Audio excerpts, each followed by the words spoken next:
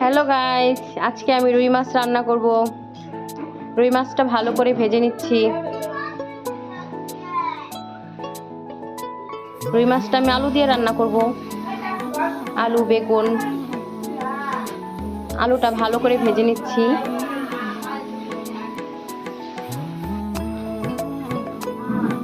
সাথে আবার আমি ডাল রান্না করছি আম দিয়ে।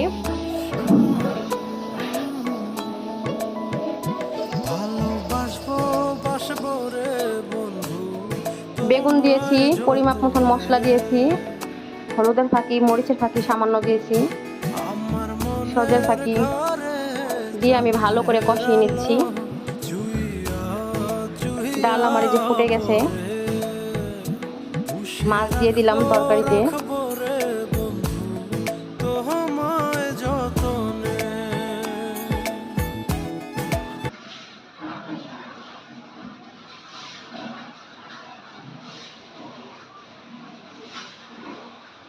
এই যে ডালের সম্বার দিয়ে দিছি।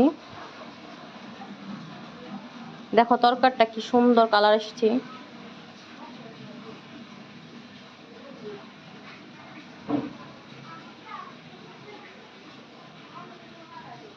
ডাল দেখো অনেক সুন্দর হয়ে গেছে। এই গরমের মধ্যে ডালটা খেতে খুব ভালো লাগবে।